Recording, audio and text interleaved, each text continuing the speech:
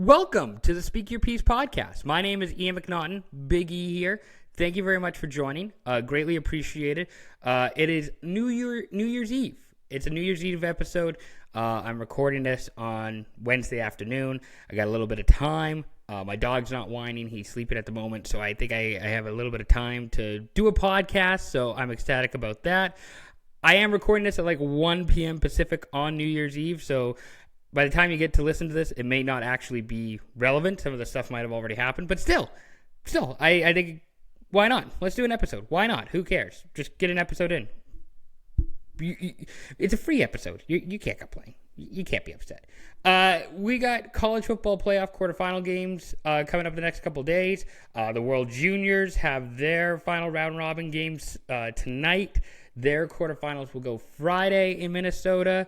Canada's Olympic roster was announced today for the 2026 Olympics. Their men's ice hockey team officially announced. I'll talk a little bit about that.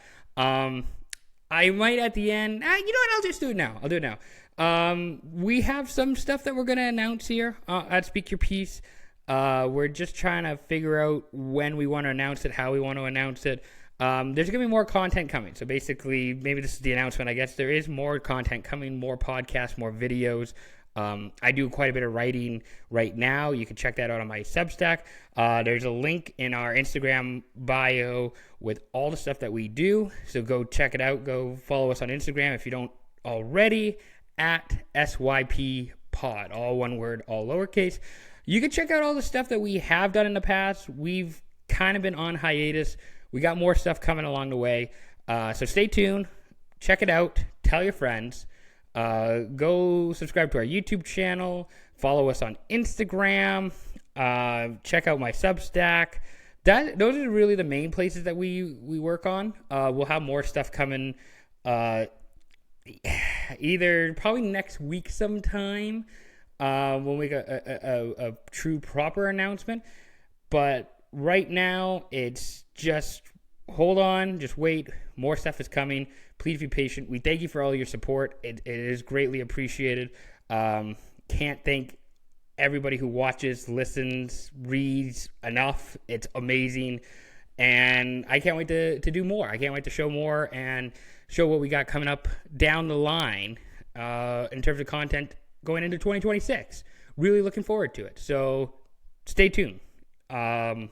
The rest of this podcast is just a solo podcast. It's just me, myself, and I. Kaz is out of shot, but he's here. Kaz is here, I guess, in studio, you could say. Yeah, that's kind of basically where we're at for the SYP stuff. So, again, I can't stress enough. Stay tuned. Go follow us to keep up to date with all the stuff that we are doing.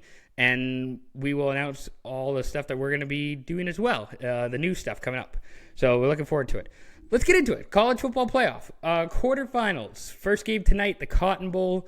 The University of Miami Hurricanes take on the Ohio State Buckeyes at AT&T Stadium in Arlington, Texas. The Hurricanes, they got past Texas A&M in the first round of the playoff. They went into College Station. They beat the Aggies. Well done. Great win for Miami. Can't knock them for going on the road into another team's building in front of a rowdy Texas A&M crowd, 100,000 people there. And the conditions were a little, I don't know if adverse is the right word, but Miami did it. They went in, they got the win, and now they get the opportunity to go play in the quarterfinals. They get to match up against the Ohio State, who is not an easy matchup. The Buckeyes are a legitimate top team. They were number one for most of the year. They lost to Indiana in the Big Ten Championship, so that's why they have fallen down to number 2. But Ohio State's legit. Ohio State is legit. There's a good chance they could go back-to-back as national champions. They have... I know everyone, like, people want to talk about Julian Sayin as the quarterback. The guy's good. He got nominated for the Heisman this year. My favorite part of this Ohio State team is their defense. Their defensive coordinator is Matt Patricia. That Matt Patricia, the former NFL head coach, I don't know if you want to say he took a step back, but he went down to the college level.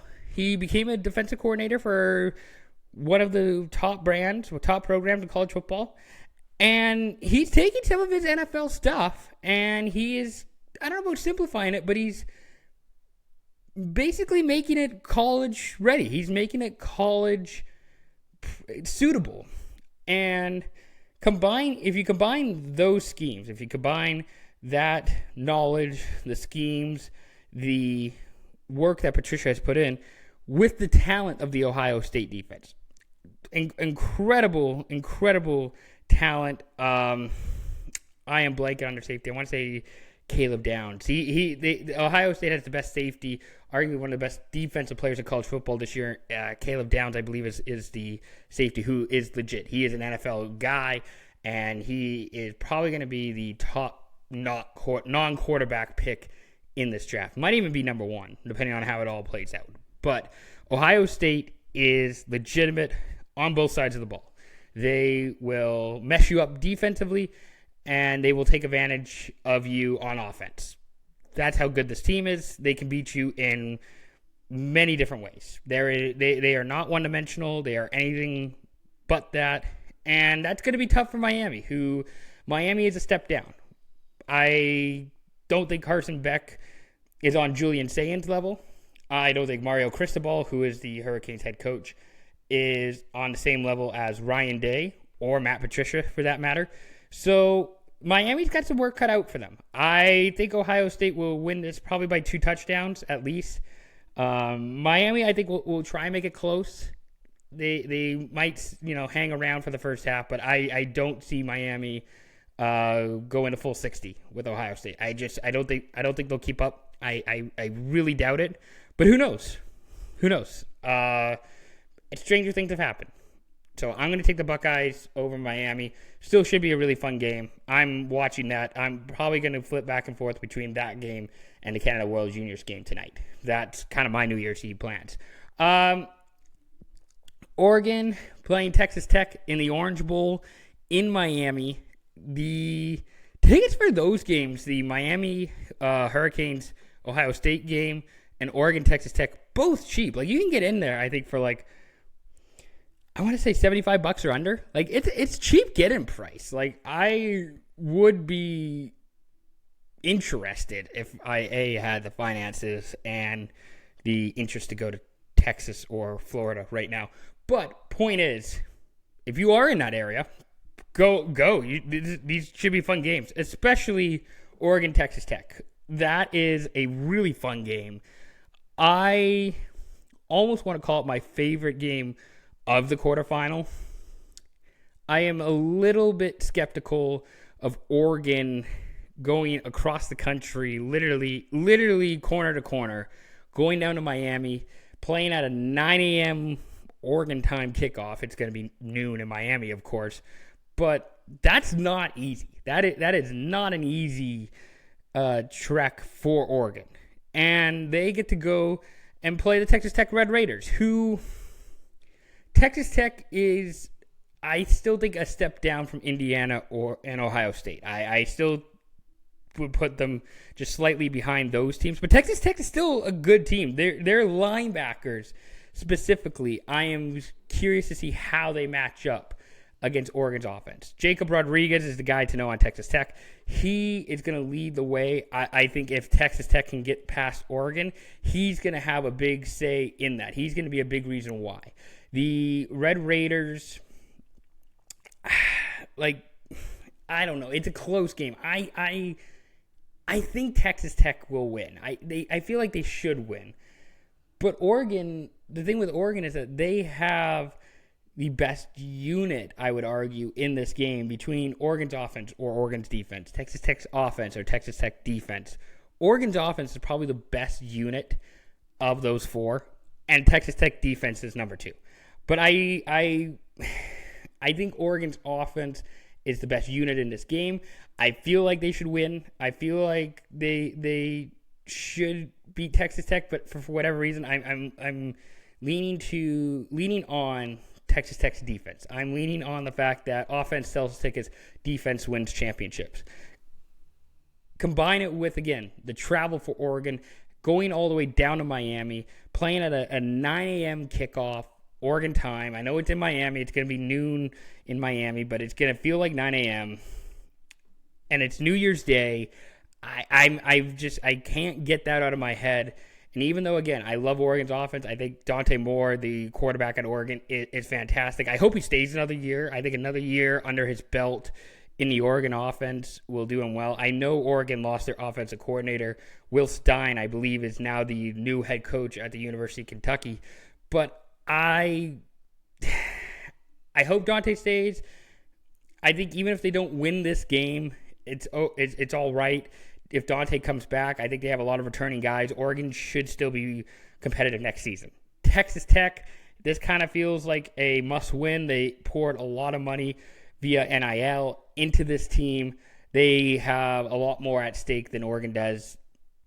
I think Texas Tech will win. I'm going to put my money on Texas Tech, but this should be a really close, competitive, back-and-forth game. And I'm curious to see how it goes, and I'm curious to see if Texas Tech's defense can withstand Oregon's offense, if they can withstand the pressure. If they can, I'm going Red Raiders. If not, it might get ugly. But I think it'll be close. I think it'll be competitive.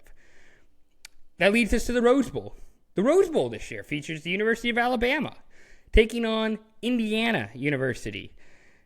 This is a good game. This is a fun matchup. All of the pressure in this game, in the Rose Bowl, is on the University of Alabama. I think we all know who Indiana is. We like Indiana. We like Curt Cignetti. Fernando Mendoza, the quarterback for Indiana, just won the Heisman. I think a lot of us are high on Indiana. We like Indiana. We know who they are. We know who they can be. The pressure isn't really on Indiana, it feels like, in this game. A lot of the pressure feels like it's on Kalen DeBoer, Alabama's head coach, and the University of Alabama. They have not performed up to stuff. They arguably didn't deserve to get into the college football playoff. They beat Oklahoma. They went into Norman and they beat the Sooners, which is not nothing. They were struggling early on. They found a will. They found a way. They got the job done. Now they're in Pasadena at the Rose Bowl against a team that's better, a team that's more complete, a team that appears to just have better chemistry than Alabama. I like the Hoosiers. I think the Hoosiers should win this game. This is going to be a real contest between Alabama's talent, because Alabama still has talented players on this team. I still think Ryan Williams is talented. I still think Ty Simpson is talented. I still think Bama has talent on their roster. It just has been an incohesive system all year, offensively and defensively. I don't know how much of that is on Alabama's offensive coordinator, Ryan Grubb. He's the former Seattle Seahawks offensive coordinator last year. I don't know how much of that has impact on this team. But Indiana is kind of the opposite in that Indiana feels like they have cohesiveness. They are a unit. They are a team. They are one team. They are all together. And I trust that. I believe in that more than just Alabama's sort of we're just going to beat you with the best guys. Because I just don't know that it's necessarily working. It hasn't totally worked all year. Indiana has shown how feisty they can be, how tough they are. It's not an easy matchup for Alabama. It's why I think all the pressure is on them. They have to be the ones to show that they can perform. And they had this year. Again, they went into Norman. They beat Oklahoma. They were competitive against Georgia early in the year, maybe not so much in the SEC championship. But these guys are competitive when they want to be. And they have to be on New Year's Day in Pasadena against Indiana. No two ways about it. If they don't show up, I don't know that they can get away with having a poor first half like they did against Oklahoma against Indiana. Because Indiana will mess you up. Indiana will make you pay. So I'm taking the Hoosiers. I'm going Indiana. I'm going with Mendoza at quarterback. I'm going with Curt Cignetti, the head coach. I trust those guys more than I trust Kalen DeBoer, Ty Simpson in Alabama. But I wouldn't be surprised if Alabama won either, because I think this team is talented. They have something here. Alabama, is a good team when they want to be. We'll see if that if that rings true on New Year's Day in Pasadena. Finally, the Sugar Bowl, which is in New Orleans, I believe. The Ole Miss Rebels will take on the Georgia Bulldogs in an SEC matchup. Ole Miss beat Tulane in Oxford. Is it Oxford, Mississippi? I think it's Oxford. Ole Miss won their first round college football playoff game to get this matchup with Georgia. And I really want this game to be competitive. I think we all just assume that Georgia's going to win because Lane Kiffin isn't at Ole Miss. And while Ole Miss, was probably good enough to just beat Tulane, Georgia is not Tulane. Georgia is a different animal. Georgia is a different breed. And I'm leaning towards Kirby Smart and the Georgia defense to just bully Ole Miss's offense. Trinidad Chambliss, he's the Ole Miss quarterback. He's legit. He's good. I don't know if he's going to come back for another year or if he's going pro. I thought I read somewhere that he was maybe looking at getting like a 6-year eligibility or something along those lines. I'm not totally sure. I thought I read that somewhere, but did not follow through with that. Ole Miss, they were obviously in the headlines for a while there with all the Lane Kiffin stuff. There's something to be said for getting this far. Do they beat Georgia with Lane Kiffin? I don't know, but I think the game's closer. I think the game's more competitive, and that's kind of my biggest issue here with Ole Miss is that I think it's a cool story. I think it's a fun matchup. It's nice to see some SEC, rivals go head to head, especially with, stakes on the line here with, some playoff, bragging rights at play. But this just feels like it's Georgia's game to lose. And if they lose it, then that's a problem. Then Kirby Smart has some questions to answer. But until then, this is Georgia's game to lose. They're just, I think, a better team than Ole Miss, talent-wise, roster-wise, and coaching. So maybe I'm proven wrong, but this is Georgia's game to win. They should advance to the next round. I think an Ole Miss underdog run would be fun. I think it'd be kind of cool. I think it'd be a little unexpected, considering, all the Lane Kiffin stuff, but I just have my doubts. That's all. So go Georgia, I guess. Go Dogs. So that's your college football playoff preview for the quarterfinal round. And then I believe the semifinals are Jan 8th in Atlanta and then Jan 9th in Glendale, Arizona. That sounds right. Semifinals are a week after the quarterfinals, and then the final is like Jan 19th. It's like a Monday. So, good stuff. Oh, also, I want to give a shout out before we move on. Monday is the FCS National Championship in Nashville between the Montana State Bobcats and the Illinois State Redbirds. Illinois State, bit of a Cinderella run.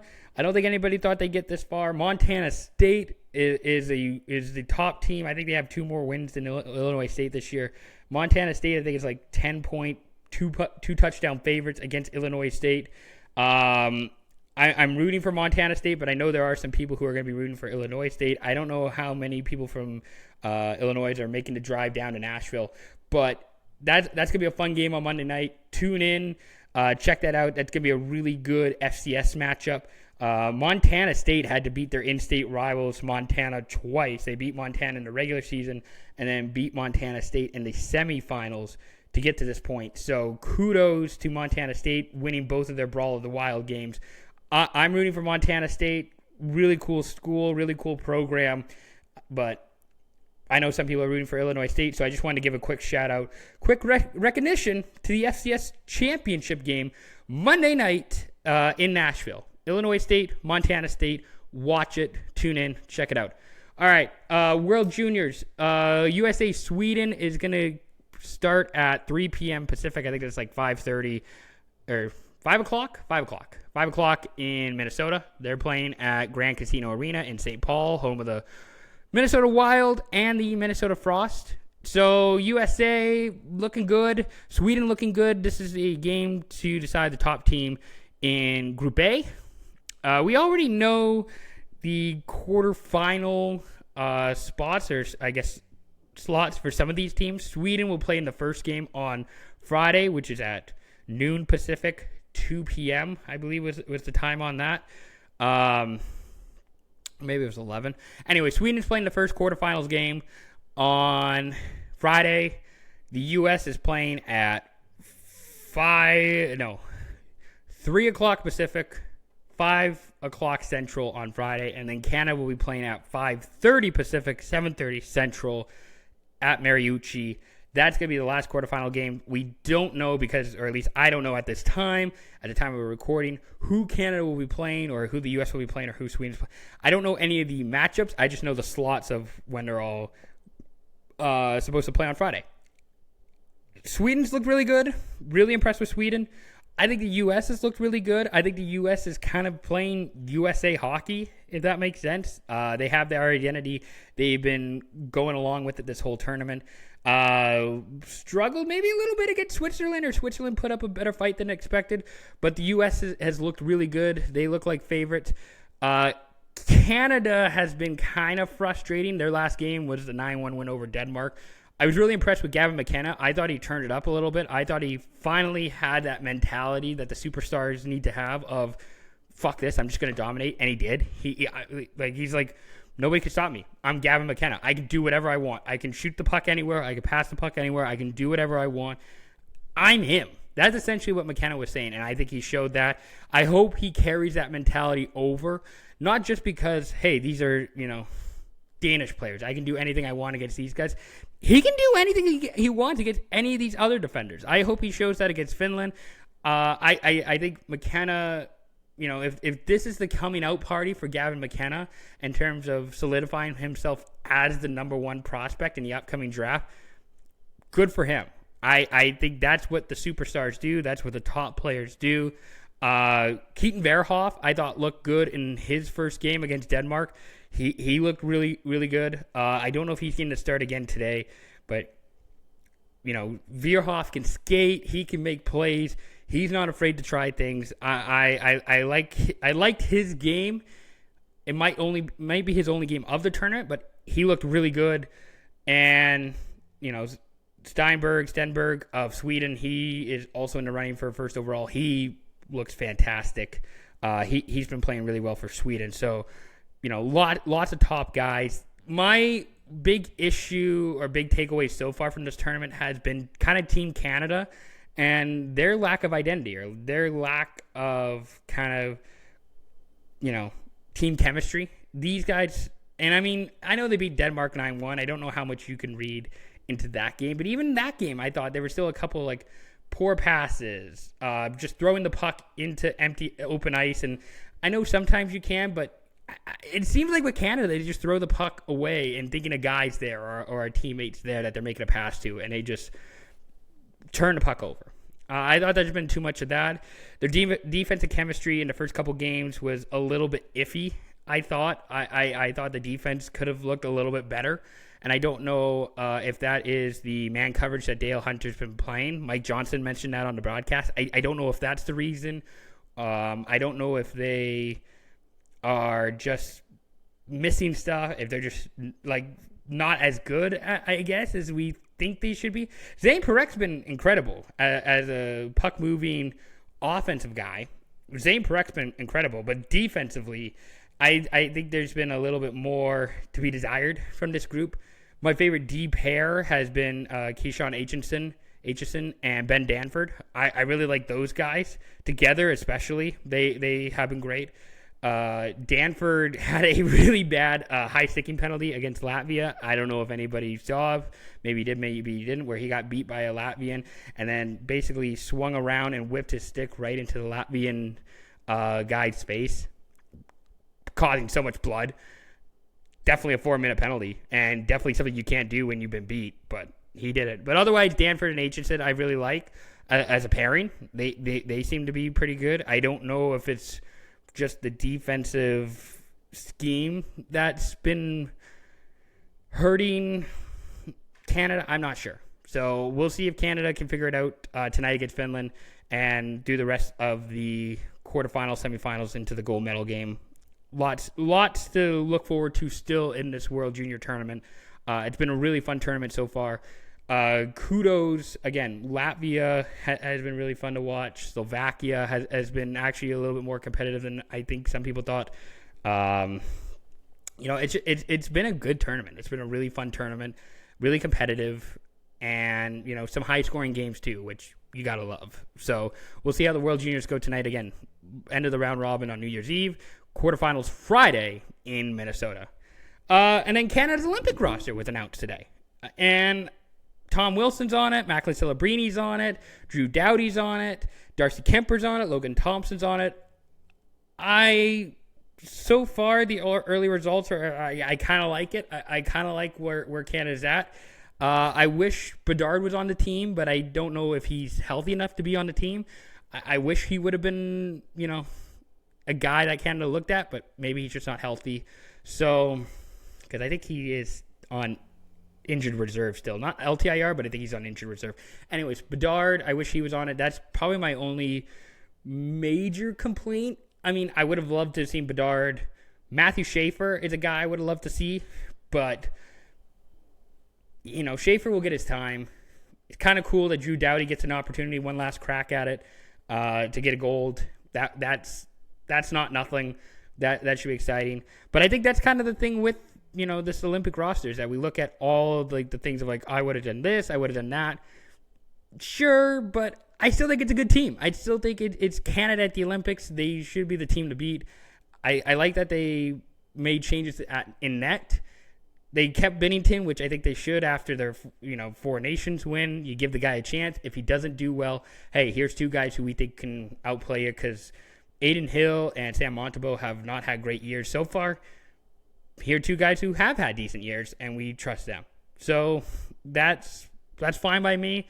I am excited to watch Canada at the Olympics. I'm excited that the NHL guys are going back to the Olympics. Should make for a really fun tournament. I'm sure we're going to have more Olympic roster announcements coming up later on, and we'll discuss those on later podcasts. But for now, early results are in. I like Team Canada's roster. Should be the best team in the tournament, I would think. I don't think that's, unfair to say, but who knows? We'll see if there's any other injuries or any other changes to the roster between now and the start of the Olympics in February. So, be on the lookout for any of our other Olympic content coming up in future. This is just a quick kind of hey, Canada announced their Olympic team. I liked it. Good stuff. So, yeah. That's kind of all for today's episode. Just a short one. Just a, quick half an hour pod. Nothing fancy. Nothing, nothing impossible. Easy stuff. Hope you liked it. Hope you enjoyed it. Thank you very much for listening. Again, we're going to have more announcements, more stuff coming down the pipeline here in the next little bit. So stay tuned. Follow us on Instagram at SYP Pod. You can subscribe to our YouTube channel. Like the video. You check out my Substack. Check out if you like reading stuff. I do some decent articles, I think. Check it out. You can find it all in the link in our bio on Instagram. Any support is greatly appreciated. Thank you very much for listening. We will be back later this week, early next week. We'll be back soon. Within the next week, we'll be back, I would think. So stay tuned for all of our stuff. Thank you very much for listening. Thank you very much for watching. Tell your friends. Show support. Any support is greatly appreciated. And we'll be back again soon. Peace out.